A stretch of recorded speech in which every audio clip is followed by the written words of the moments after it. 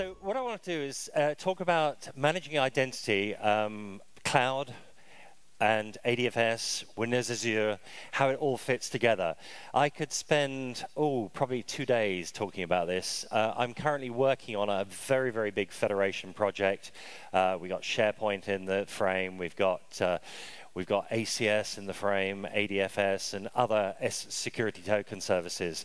And what I want to try and do in this session is really look at the issues that are solved, first of all, by using claims. So very, very quick introduction to that. And then I want to look at how Federation works. How many of you are using Federation today? Okay, so just a few. Okay, so this is going to be a fairly rapid introduction. And then I'm going to look at how Office 365 works in this environment, and then also looking at Windows Azure. And in particular, what I want to do is talk about using the access control service in Azure. Even if you're not going to use it, it is an amazingly useful testing tool. So if you're federating and you're having an argument with a partner organization and you're just not getting communication and they're blaming you and you're blaming them, one of the great things you can do is you can put yourself up an IdP in the cloud, as in the access control service, and federate with that to prove that your side's working. So it's a very good troubleshooting tool. And then I want to talk just very briefly about the importance of building a highly available ADFS farm, because you are now putting all your authentication through to ADFS, and that's really important that that's highly available. So starting off, today, everyone expects single sign-on, and single sign-on using Active Directory is very easy to achieve. I know some people have trouble with getting Kerberos working throughout the AD, but it is quite easy to do. Well, Kerberos actually can be quite tricky, but it can be implemented. But then the challenges come if you think about an application, and there's SharePoint over there, and this guy's saying, please authenticate me. And SharePoint says, well, I speak Kerberos. And then this enormous Kerberos token arrives. And it's just crammed, packed with all your group membership and nothing else that's particularly useful. And this guy's saying, well, actually, all I want to know is if you're a contractor and your date of birth. In fact, I don't even need to know your date of birth. I just need to know you're over 21. And that's all that application needs to know. So immediately the application has to go out and seek that information. So you've then got the developer challenge. Where do you seek that additional information? And developers working out, do they go to an AD? Do they go to SQL? Do they go to an LDAP store? They end up hard coding, query strings. And before you know it, they've also coded in username and password into their query strings. And really, what you end up with is the continued reinvention of the wheel. So we've got all these developers doing the same thing in a slightly different way. And then the next challenge you've got is you're coming in from the internet. So everything works beautifully on the corporate network. Now we need external access. And the challenge there is, how do we do the external access? Do we do Kerberos in some way? Do we end up forms authentication, digest? What do you choose? Again, we're reinventing the wheel all the time. People are doing things differently. Application in the cloud. So now we have a cloud service. How are you going to authenticate against the cloud service? Well, if you look at Microsoft Office 365 dedicated, what they do is they get you to put a copy of your AD into their data center. Right? That's the dedicated service. I'll talk more about the standard and how we can use Federation with the standard service in a moment. So that's the current way of implementing it. With a dedicated service, there is a Federation option that's now available called Partner Access. But as I say, I'll talk more about that when we talk about the sort of integration of Federation with Office 365. And then you've got the challenge of partners. So you want your partner organization to be able to come and gain access to your resources. Right? And think about it this way. We've got an organization that needs to be gain access to another organization. That organization could be, it could be an on-premise organization, or it could be a cloud service, so you can think of it as a cloud service. So traditionally, what we've done is we've had a database holding identity for our partners, the people that need to gain access. The big challenge with that, of course, is, we've got someone in the partner organization. How do we provision them into our organization? Probably there's an exchange of emails or whatever way you've got it. Maybe you've got a little bit of workflow around it, approval process, and that person gets provisioned into the database. That person gets sacked. Hopefully, their admin team in their organization disables their Active Directory account. But how do you get informed they've been sacked? What process and procedure have you got in place for that? And so you end up with somebody over here who is no longer over here. They've been sacked, but they're still provisioned into your database. So those are the real challenges that we have around sort of managing access to applications. So a lot of reinvention of the wheel all the time. And what we need is a solution. We need a solution that is going to allow access to an application, whether it's on-premise, it's in a partner organization, or it's up in a cloud service. We need a user to be able to gain access to that application, whether they're inside your corporate network, they're in a partner organization, or they're somewhere on the internet. And then, where do we actually have the identity for that user? Again, it could be on-premise in your Active Directory. It could be in the partner's Active Directory. It could be in a third-party identity provider. All right, so I expect you've all used third-party identity providers for gaining access to some services. I mean, very classically, how many of you actually have used Microsoft Azure? Anyone? Yeah, so you've been using live accounts, which are effectively third-party identity to gain access to Azure. And it happens all the time, but we need a way of handling that. And the way that we tie all of this together is coming up with a sort of federated identity solution. So what does federation give us? It gives us an identity framework that can be consumed by all applications regardless of their location. So if we set up federation correctly and we're gaining access to this application, what we should be able to do is move the application from our on-premise implementation to a cloud implementation, and the authentication still works. So that's what we really want to work for. What would be useful is to have an identity token that carries more information than just the user identity and the group information.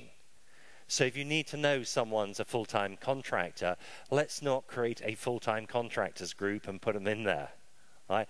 Why can't we have a claim to say that they're a full-time contractor? In terms of a claim, you could have a claim that says over 21. Right? We don't want an over 21 group because somebody will be put in it who's 20 and 8 months, or not put in it, sorry, 20 and 8 months, and then they'll need to be put in it. So what would be useful is just to have their date of birth and then figure out at the time that person authenticates whether they're over 21 or not, and generate a claim that specifies they are. And then we want methods to trust partners to authenticate their users. So we want the partner to look after authentication of the user and send us something that tells us that user's been authenticated. We want it based on industry standard because, believe it or not everyone is a Microsoft house. So we need ways of actually dealing with other people producing identity on different platforms. So we need industry standard solution for that. And what we want it to do is support browsers, and we also want to support active clients. So a browser is sometimes referred to as a dumb client, right? It goes off, hits the application says you're not authenticated, right? And we need to be able to support a method where that browser will do the right thing. Well, all the browser can really do are things like redirects, right, and go off somewhere else. And they can do posts and gets and things like that. But we'd also like it so that we can use what's referred to as an active profile, so that we've got a application now running on the client machine, and it knows that it needs to go and get an authentication token, and it knows where to go to. So it goes and requests an authentication token and then passes it through to the application. So what are the key concepts? Key concepts is we have a user, sometimes referred to as subject, principal, and what the user will do is they will request access to application X. Right? A lot of the details are left off this slide, and we'll see those in a minute. So at this point, they will go and get a token from a security token service, and if it's doing identity provisioning or identity authentication as well, it will be referred to, sometimes it's referred to as an identity provider or an IP STS, STS IP. There's lots of different names used, but it's really, we're going to a security token service, asking them to authenticate that user, right, and also provide a token that identifies information about that user. So the user's authenticated. Next job is we end up with a security token, and that security token is specifically crafted for application X in this case. So Kerberos token, one size fits all. Right? You don't care whether you're going to app 1, app 2, app 3. You end up with the same big token with all the group membership. Here, we're going to the STS, the security token service, and saying, please craft me a token specifically for application X. So what this is going to mean is this guy up the top needs to know about application X. And what we've established is a trust between application X and the security token service. So application X knows to trust a token issued by the security token service, and equally well, the security token service knows about application X and what type of information that the guy needs. So at this point, we present the token and we accept it. Why do we accept it? Because we trust that guy up there, and the token has been signed by that guy up there. So we've now got a token that's been digitally signed, and we're going to accept that. What's on the token? Pretty much anything you like. Name, but maybe you don't even need a name.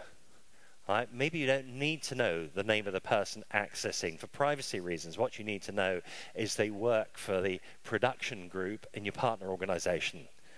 You don't actually care about the name of the person. Maybe you want the name and some group membership. Maybe you want email address of the user. Maybe you want the email address of the user's manager. Right? So all of that goes in the token. And the biggest challenge today is what claims do you actually present? And that is one of the biggest areas where there needs to be an awful lot of work done. You know, the actual sort of technology of getting this working works today, but people are really challenged by what claims should be passed and how they should be consumed. Right? Because what we can do is we can let application X make authorization decisions based on what's inside that token. Right? But where should those claims be generated? Who owns those claims, and so on? And say that's a big piece of work I'm doing at the moment, is the whole claims authorization model. Okay, so what I want to do is actually do a demo looking at the user experience. And what I've got in my environment is I actually have, I've got a 2008 R2 box.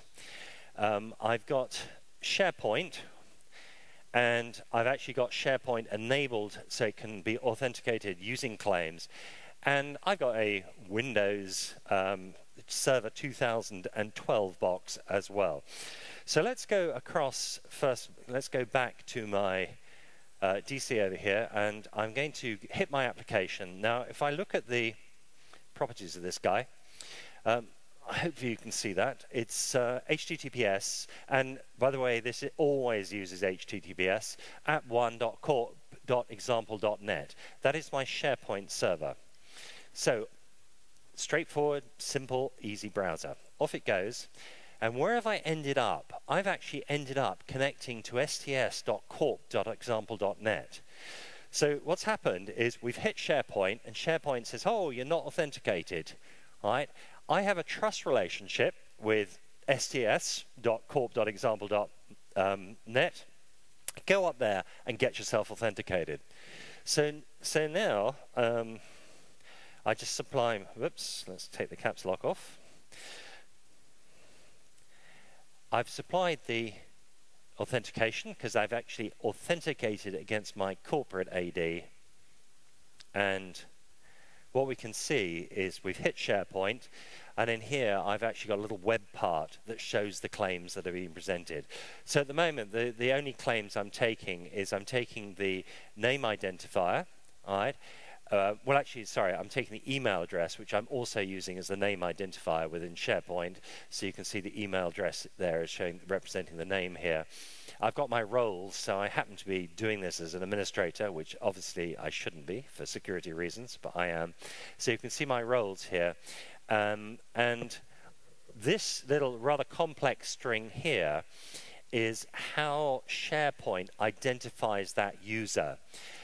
SharePoint, once it's switched through into claims mode, it can consume identity from the Active Directory using Windows Auth, or it can consume it from a trusted security token service. So this thing here, the T stands for trusted, and Corp STS is the name of my security token service. So that's it, that's in SharePoint, and what I've been is I'm going to actually log off here. So sign out, okay that, and I've been prompted, but of course, because I've hit my security token service within my own Active Directory environment, or within my corporate network, I can, let's just do this again, and let's kill that. What I can do is, because it's my ADFS server is on my corporate network, I can actually trust this guy. So if I go to my internet options, security, and say this guy is on my intranet, so I'm just going to add that in. And now let's watch the experience. Okay, we're straight through because I hit the security token service, it's trusted, and then by default, IE passes the credentials straight through to it. So I've now authenticated.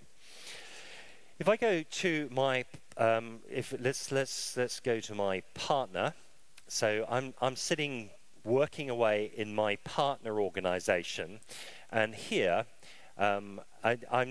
this is a partner organization. There's no trust relationship between the two organizations. I just happen to be using the browser here. And I'm being prompted again. Who am I being prompted by? sts.corp.example.com. So this is representing me working somewhere off-premise. All right? So I can provide my credentials and I will be logged in. Now, if I want to, what I can do is actually establish a trust relationship between my organization and the partner organization. And I've actually got this. If we fire up Active Directory Federation Service Manager, I've actually got this trust already in place. I will show you later how we set a trust up when we work with ACS. And I've got here at the moment, it's not enabled. It also is giving me an error message, which is because my metadata has expired. Again, I'll talk about that later.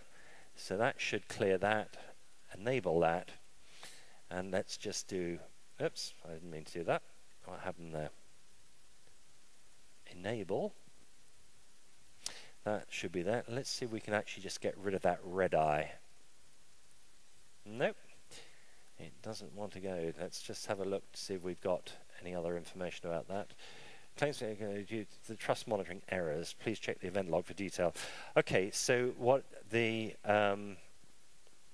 So I've updated the URL on this side. Let's just go across to my Windows 8 box, and let's just use the Federation services over there. And maybe we need to update it on both sides. So once we go into there, trust relationships, and we've got a relying party trust in here. Yep, that's actually properties on that. Test URL. Okay, I'm going to trust it works. Okay, so now let's go to app 1, and what's happened now is because I have a relationship with my own Active Directory, and now I've got a relationship with a partner organization, I'm getting what's referred to as home realm discovery. So this guy is saying, what's happened is I've hit SharePoint. SharePoint sent me up to my STS. It's the STS SharePoint trusts. And that STS trusts its own Active Directory, and it now trusts a partner organization. And it's going to have to ask me, where are you from? So I'm going to say I am from sts.example.corp, which is the partner organization. Right? So this is stscorp.example.net. Continue the sign-on. And I'm going to get a redirect now. So I'm now at stsexample.com, which is my partner organization. And this is a user from the partner organization logging in.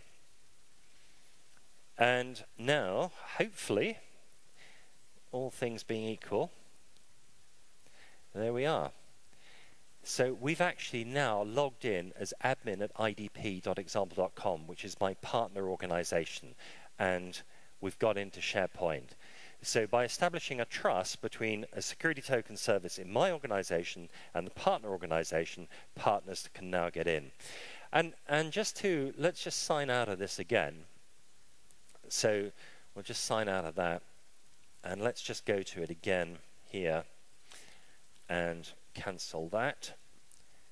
And the reason I'm, by the way, just the reason I'm going to it and cancelling it, just makes it, so it saves me typing in this. So this is the STS for the partner. The partner trusts their own STS. It's on the intranet. So we add that in. Okay. So now, this is the guy logged on to this one here is the administrator of IDP. So what I'm going to do is I'm going to go to app 1, which is in the partner organization, and I've gained access with no log-on prompts at all, so single sign-on completely all the way through. So that gives you an idea of the Federation user experience. And what's actually happening in the first case is we've got our user, and the user hits the claims-aware application, which in this case happens to be SharePoint. Next job is SharePoint says you're not authenticated, so it sends a redirect back to the user. A redirect to where? To the security token service that SharePoint trusts. So the user now goes over to the security token shared service that SharePoint trusts, and in our first part of that demo, the only identity store that security token service trust was AD. So it gave up an AD prompt for authentication. It authenticated the user. It queried for attributes and built a security token. That security token was passed back to the user, right? And then the user presents that security token to SharePoint, right? Or the claims-aware application. It checks the token, and one of the things it's going to do on the token is check the signature, accepts the signature, says, yeah, that guy's authenticated. And what it will then do is create cookies to keep the rest of the session alive. So you're not going through this tortuous route every time you hit that guy. Once the token is effectively translated into cookies, and now we're authenticated for the rest of the session using the cookies. When we go to the next stage, which is where we work with a different IDP, so now our partner, we browse the claims-aware app, bounces it off, hits the STS that the claims-aware app trusts, and this guy says, ha-ha, I have an AD that I can authenticate you against. I also now have a partner I can authenticate you against. So next job is it does what we call home realm discovery, and the home realm discovery in ADFS looks more like an error message than anything sensible, and I'll show you a better home realm discovery page in a moment. So we choose our home realm, right, which is our home security realm, and then we're bounced off to the home realm. That guy presents us with it basically prompts us to authenticate, and as we saw, that could be passed directly from the browser. We then authenticate, it builds the security token. That security token is only valid between these two guys. Sorry, these two guys. Got the arrow wrong. So the trust relationship is from here to here. So what happens is the user, through the browser, represents that to its own security token service, which can translate the token and turn the token into the token that is required to access SharePoint. So now we get back the token to access SharePoint. We hit the application, in our case SharePoint, and then it returns the cookies. Right. Again, we only go through that tortuous path once because now we've got cookies and we carry on accessing SharePoint. So that's the sort of two scenarios we looked at. In terms of home realm discovery, this is the Microsoft home realm discovery. So it sort of says, are you a Microsoft user, Microsoft partner, you want to use a live ID, or are you a federated user, in which case you don't get a drop-down list because you don't necessarily want to see all the people you're federating with. What you do is you put your email address in and click continue, and from your email address, it works out what your home realm is. Right? So it's highly customizable to do that. So in terms of, I said we process these tokens. So we have a claims pipeline. So what actually happens is we have a claims provider trust. So if we've just got ADFS in our own environment, our claims provider trust is to our AD. If we've got an ADFS which is partnering with another STS, then we'll have a claims provider trust to our AD, and we'll have a claims provider trust to the other security token service. So we have what's called acceptance transform rules. So these, inside that token, remember there's a whole stack of claims, and what the acceptance transform rules are saying, which ones you will accept. You can block them if you want to, all right? Or you could translate them.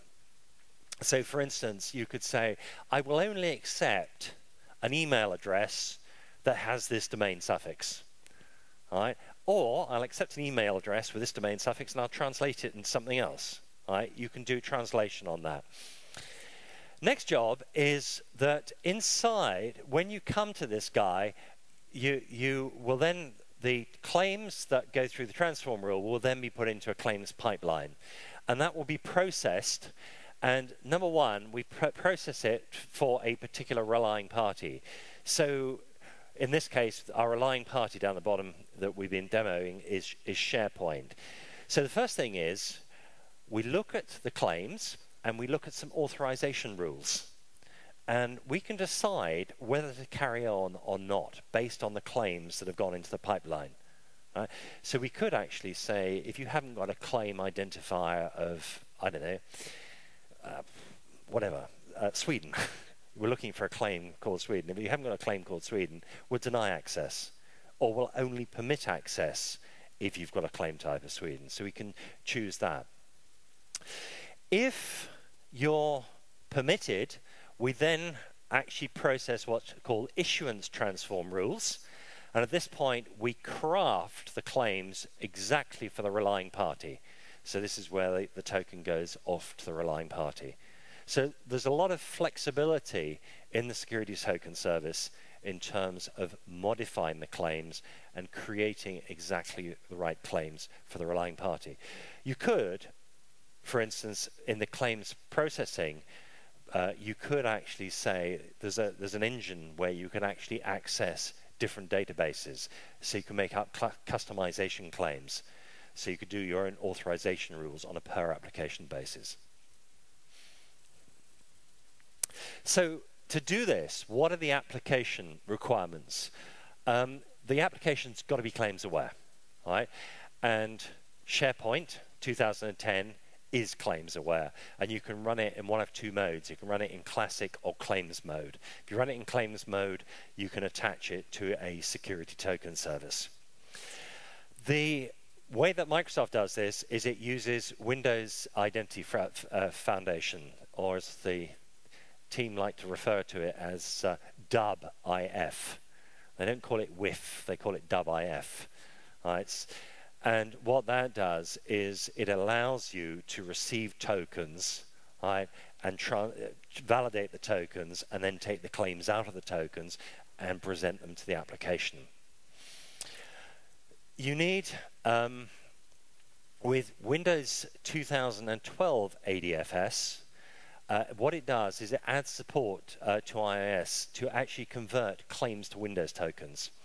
Now, if we go back to ADFS version 1, there was a module in there. It was an agent which allowed you to have claims coming in, and based on a UPN in that claim, it would allow you to translate it to a Windows NT token or a Windows security token. Right? And it did it through the protocol translation service. Version 2 came along, 2.0, which is the current version, and Microsoft had dropped that out. There's been a lot of pressure to bring it back in. And at the moment, it looks as though it's back into the 2012 version of ADFS. If you look at the 2012, you will not see any reference to a version number, but it is actually, well, it's version 2.1. Right, so there is this translation module, which means you can come in at the front end with claims, and you can go out at the back end using a Windows security token. So we could actually come into an application which is not claims aware and consume from that using the Windows token. So where's the application? It could be on-premise, it could be in a partner organization, or it could be in the cloud. What do you have? You have a trust relationship with the STS. Is there any communication between the STS and the partner, and the relying party? No. It's an established trust, which basically means this guy will generate a token that this guy will trust. There's no sort of communication. What happens is the client hits the app, it's a redirect up to the security token service, comes back to the app. So where's the app? It doesn't matter. Right? We could take it, and if we can put it into a cloud service, we're still maintaining authentication to it. And that's one of the real benefits of this. Now, in terms of cloud offerings, what we've got is you've got the sort of on-premise, you've got infrastructure as a service, you've got the platform as a service, and then you've got software as a service. Office 365 is a software as a service. Windows Azure is platform as a service today. There is a new release coming out which is being kept extremely secret at the moment, but what you'll have is what's referred to as a persistent VM role, right? And that release will be announced in the next few months. And with a persistent VM role, it basically means you can take a VM role and you can put it up into the Azure cloud. Right? And that VM role could, for instance, be running SharePoint. You could put SharePoint on a VM role today, put it in the cloud, but it wouldn't work. Those VM roles are not persistent today, but they will be in the next release. So that means now we could actually take an application off-premise and push it straight into the cloud. I'm going to be talking about the different models of applications in the next session, actually, when I look at what Azure does and how we sort of look after it and maintain it and manage it as IT pros. So Office 365, what that offers is Exchange Online, SharePoint Online, Link, etc. And you can run it in two different ways. And I'm going to really just talk about standard rather than dedicated.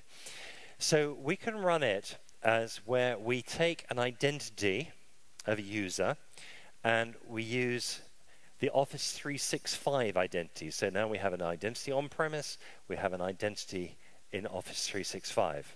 Okay, we can synchronize, okay, between the two. We're using directory synchronization.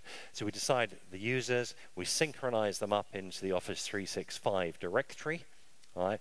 But the passwords won't sync. So you log in here with one password, you log in here with a different password. If you want to use the same password, it's up to the user to maintain the passwords across the two platforms. Alternatively, we can federate with it. So if we look at federation with Office 365, then what we've got is the Office 365 itself, and that trusts a Microsoft Security Token Service, and which is the Office 365 Security Token Service.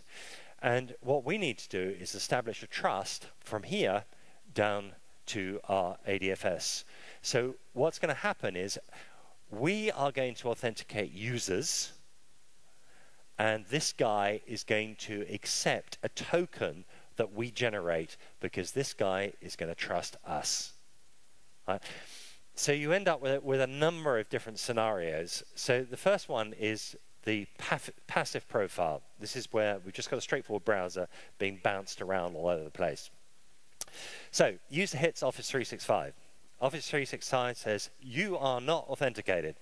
Right? So let's say we're hitting SharePoint in Office 365. Not authenticated. But I trust the security token service. So I'll redirect you up there. All right? This guy says, haha, I trust your ADFS box. So you get a redirect to there. At that point, you can be authenticated. Right? If you've already logged on to your corporate network, you are already authenticated. And as long as this guy is in the intranet zone, then we automatically get a log-on. I've called it a log-on token here, but it's actually it's a SAML token which has all your claims on it, which could be that you have your, you can decide what information you put on there. That then presents that back to the Microsoft STS, which now crafts a token for Office 365. That gets bounced back to the browser, and the browser finally presents it. So exactly what we've been talking about and shown before. There are a few variations on this. There is the MEX or rich client profile, and here in particular what we try and do is at logon time, and this only works with Windows 7, at logon time we try and get the security token. So the client, so there's an active component of the client which is going straight to the STS endpoint and saying, authenticate this user. Right? Hits the endpoint, and that guy says, actually, I don't authenticate you. So it sends the client service, and this is not browser, this is the client service on here, it sends it to ADFS. Which point we get the logon token. We then present that back to the security token service in the cloud. We get the Office 365 token, and then we store the Office 365 token. So logon time, rather than having to wait to go off and get the token, we've actually gone off at log off time and got the token itself. And then that can be presented as needed. So that's one variation. The other variation is a little bit more interesting. And this creates an issue for the way that you implement ADFS. Let's just go back one slide. Everything we've been talking about for Office 365, no one from the outside world communicates with your ADFS server. So your ADFS server can be completely within your perimeter. All right? For managing Outlook 2010 and active sync, things have to behave slightly differently. Here, we go and try and authenticate against the Exchange server. And what happens is the Exchange server requests basic authentication. Right? So it's saying, give me your credentials. And you give the basic authentication credentials. Remember, it's all HTTPS, so it's a secure channel. The Exchange then presents that to the Microsoft STS. And the Microsoft STS says, actually, you need to present it to the ADFS server. Right? Because that's the guy that will do the authentication. At that point, you get the logon token, presents it back to Exchange, presents it to the STS, and you get the Office 365 token, which then goes back, and everybody's working beautifully. Problem, or not a problem, but something you should be aware of, is now somebody's going to talk to you from the outside world. So if you want to use Outlook 2010 or Active Sync, you need to publish your ADFS actually out to the internet. Right? And I'll talk more about how you do that very shortly. So that's the rub with this one, that you need to actually do that. If you don't want to do that, you can actually gain access to Exchange, obviously, with the Outlook web access. But if you want to use ActiveSync, etc., you need that. Decision will be, do you actually want to use Federation, or are you happy that your users have a different identity on-premise to in the cloud? Right? And you could just live with that, and then you don't have to go through install. So it's very much, if you use Federation, you've got to think about the number of users you've got, how you're going to get there, how long it's going to take you, and the complexity of maintaining it and really understanding it and troubleshooting it. In terms of setting it up, so that's just a slide to remind you about the. So in terms of actually configuring this, there's some very good Office 365 planning tools. So when you get an account, you can go through the planning tools and say, yes, I want to use Federation, I want to do this, I want to do that. And then what it will do is it will create you a plan that you need to go through. So you need to put ADFS in your own organization. If you're going to use ActiveSync, you're going to have to make sure it's published onto the internet. You're going to install the Microsoft Online Services Federation Management tool. And what that will do is it will run some PowerShell and basically configure ADFS for you completely. And therefore, it actually puts in the trust relationships and all the rest of it. And then you install and run directory synchronization tool, which synchronizes your users from your AD up into the cloud, because Microsoft need to know about your users. So you synchronize that across.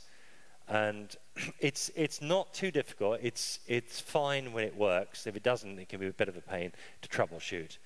And if you're going to do it, you do need to do a lot of planning. I would test it out in a proof of concept lab first before you try deploying it into production. So next thing to look at is actually where Windows Azure fits in. And I'm going to be talking more about Azure apps and how they behave and so on in the next session. Basically what it will give you is it will give you the ability to put an app into the cloud, and you have a web front end to that app. Okay? And then how do you authenticate to that web front end? Well, there's a number of ways you could do it. You could implement it as a forms authentication application. And then you've got to have a database to store your users, passwords, etc. And you could use different types of storage in Azure to do that. That's one way. It is possible to connect that application to your Active Directory. So it's theoretically possible for you to use Windows authentication as well. The best solution is to federate with that guy. So what we can do is we can federate directly from that guy up there to our own STS, or we can use the Microsoft Access Control Service. And what ACS does is it acts as a brokering service So it makes it very easy to configure ourselves to actually consume identity. We can consume it from Live ID, Google, Yahoo, Facebook, all the social identities, and we can also federate with partners through ACS as well. So what actually happens here, the user, there's a management portal for administration. Over here, the user hits this server, and that server could be your own STS or it could be your application, gets a redirect and gets bounced off to the STS here in the access control service, and that STS then bounces you off to an identity provider. You provide your credentials, you get back a token from the identity provider. The only person that knows anything about that token or how to consume it is STS, so you get up by here, and then you process the rules, and it bounces you back with an ACS token, which you then consume on your application or your own STS itself. So what I've got is I've got my demo environment, and let's just step back a second, look at this. So I've got SharePoint, I've got my own Active Directory Federation service, and I've got a trust relationship there. And what I'm going to do is set up a trust relationship with ACS in the cloud. Okay, so let's go through that process. So we're going to start off here. I'm actually going to start off on my where are we? My ADFS DC, and the first job I need to do is actually make a connection up to Windows Azure. So I need to sign in here. So you use a live ID to sign in.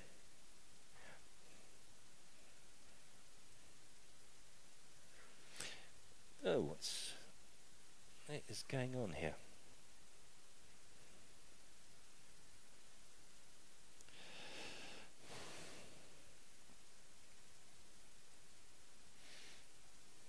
As long as I can remember my password, yes.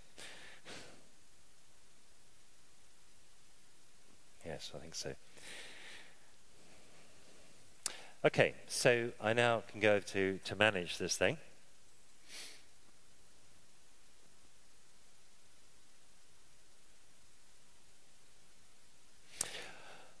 Okay, so what we're looking for here is the service bus and access control caching. And if we look at access control, you have to, I've obviously got a Azure subscription, you have to also create a namespace. I've already created one because it takes a while for it to actually, I mean, it would take about 5 minutes probably for it to become live. So that's created. And now I have to go to access control. So number one, who's my identity provider? Well, I'm going to use, in here, I'm using Google and Live ID as my identity providers. Next thing is the relying party application. And I've actually, in fact, what I'm going to do is let me just get rid of that. So I'm just going to delete this guy.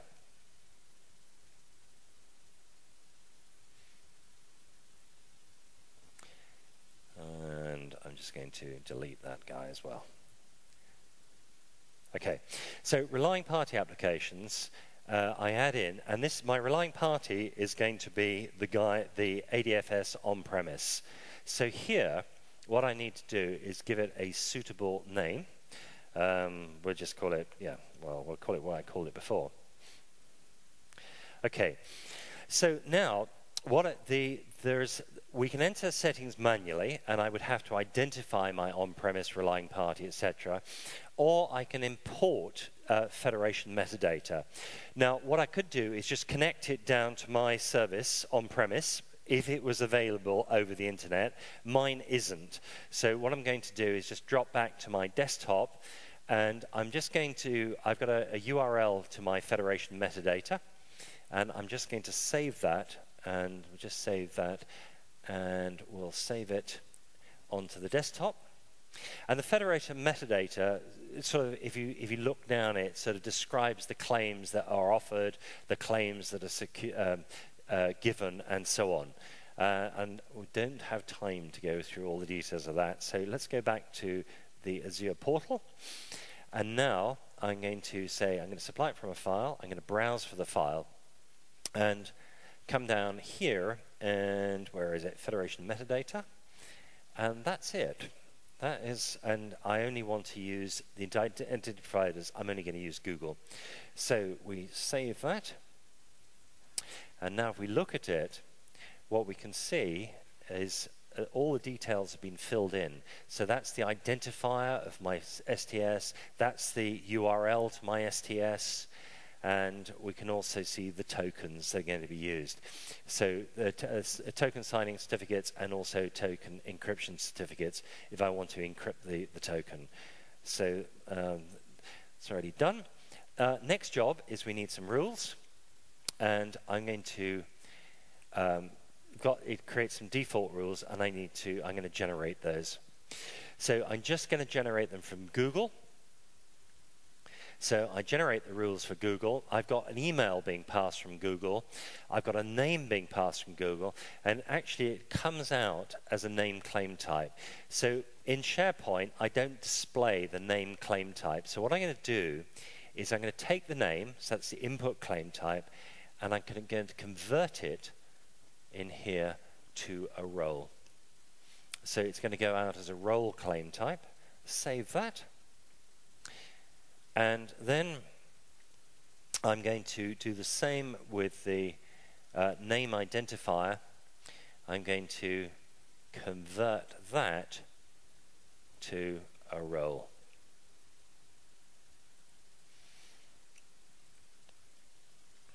Because in SharePoint, I've only got SharePoint to consume email addresses and roles. Next job on my over here, what I'm going to do is I'm going to now, I've already got it open, this is going to be a claims provider trust, so I'm going to go add new claims provider trust, start off on that, and it's asking me for the URL of the Federation metadata. So I'm just going to go back to Azure, application integration, and where's it store its Federation metadata? It stores it here. Now I've got outbound access, so I can just pop that in there, next on there, and it's picked everything up from that Federation metadata on Azure. Close that. Next job is, remember we've got the incoming claim rules, so I'm going to add a rule, and what I'm going to do is I'm going to pass through, and in here I'm going to pass through mail. So I'm going to email address, pass that through, and it's giving me a warning about just doing a straightforward pass through, but I'm just going to accept that, and I'm going to pass through also,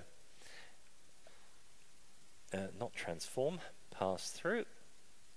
I'm also going to pass through in here, I'm going to pass through role, and I need to choose role down here, finish that off. Yes, okay. Now let's go back to my Windows 8 domain controller. And what I'm going to do is I'm going to just delete the cookies. And you'll see why in a second. Okay. Right, App 1. Off we go to App 1, Home Realm Discovery. Okay, so now we've got the our own corporate STS, we've got example the other organizations, and we've got Azure. So I'm going to go up there, and I'm being prompted to log in at, so actually, yes, what is it?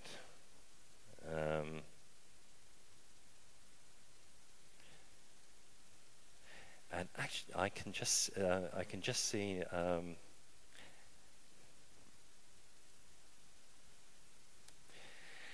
I can just see my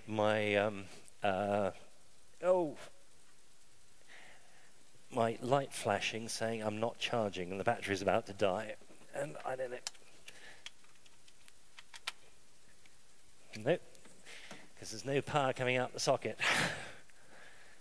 Let's see if we can find another one.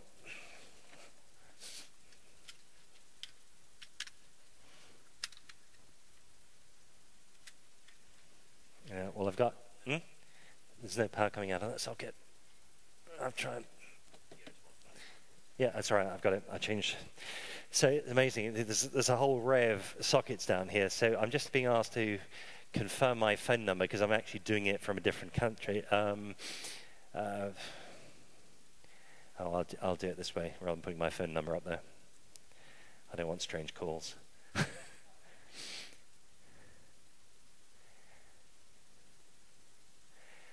And access denied to, but what it has, it's authenticated me.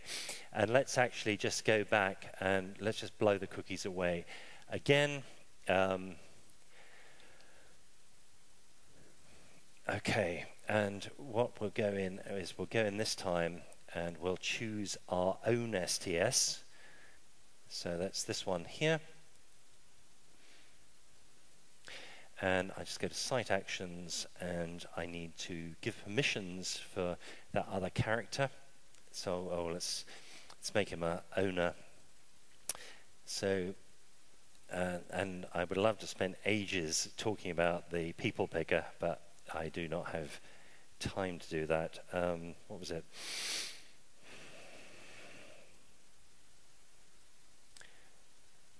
Okay.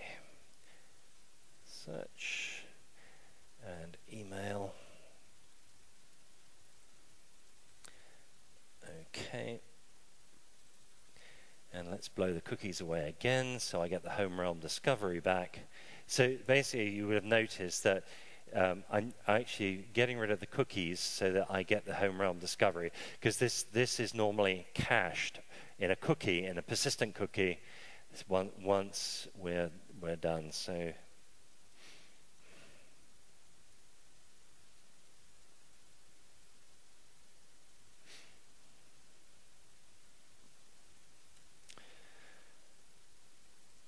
and there we are, just logged into SharePoint, authorized to SharePoint, and you remember I said I took my name identifier, and what I've got, this is the Google name identifier, so that's my Google name, and I've also got my name coming through as a role, because I took those and translated them to roles in ACS.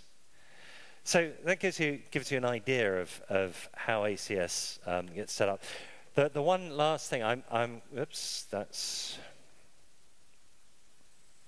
and just to do this very, very quickly, I've only a couple of minutes left, it's just say that ADFS now becomes your authentication mechanism, and you've got to make sure it's highly available. So you need to build a farm. A farm is an absolute must. And if you are working with a connection to the internet, then you also need to use an ADFS proxy. There are other ways of doing it. You could look at it publishing it through TMG or UAG. But so we've got a proxy farm, and then we've got our intranet ADFS federation farm. If a user is working inside your corporate network, they authenticate against here. If they're coming from outside, they authenticate against the proxies. And the nice thing about it, with the proxy, you could also put in OTP, one-time password, or smart card, or whatever, so you get 2FA if you're outside of your corporate network and you want to authenticate. So that's, again, that's a possibility of changing the actual authentication mechanism internally and externally. But absolute must to put a farm in place. So this was as I say, very easy to talk about federation for a couple of days. Hopefully it's given you a sort of little bit of an insight into what it is, why it's there, how it can help us, and particularly solving the problems of identity and authentication and authorization against an application, whether it's sitting on-premise, or it's sitting in the cloud, or it's sitting in a partner organization. And as you've seen, you've got the access control service. Remember it's there because it's really good if you need to do a quick test. And if you're fighting with a partner organization to get your STS talking to the partner, by actually pushing it up to ACS, you're in control of both ends. And you can actually just say, yep, we work, it's your problem. And that's always a good one. I always like saying it's your problem. But then you have to end up helping them fix it. And as I say, quick whistle-stop tour of this. So thanks very much for coming along. Thank you. Thank you, Jan. We have a few minutes if we want to ask a few questions from the audience. Yes. Jan, well, just one question. If somebody, where do they go? If they want to start, live here, where do they start? What is the first thing to do? Where do you start? The best way to start this is to actually build yourself a test environment. And you can run ADFS on a domain controller. It's actually supported, and it's supported for small implementations. I wouldn't do it in a large implementation, but actually it works well. Put an ADFS server on a domain controller and build yourself a little test environment. Start testing it out. When you've sort of got your idea around that, go and get a free 30-day trial with Azure. Right? And actually, if you come to my next session, it's all about Azure and what it's got to offer. And we've got a free trial. You can actually use the ACS service. So now you've got a third-party IDP you can work with. And if you want to get more ambitious, you could work directly with Google or directly with one of the other IDPs out there. And having done that, create yourself another AD, right, with another ADFS server on it, and get those two integrated together. If you're interested in SharePoint and claims, I'm doing a pre-con at TechEd, both in Atlanta and also in Amsterdam. So, do we have any questions from the audience? Everything's clear? Yeah, there's one. I come with a mic to you so that you can hear you.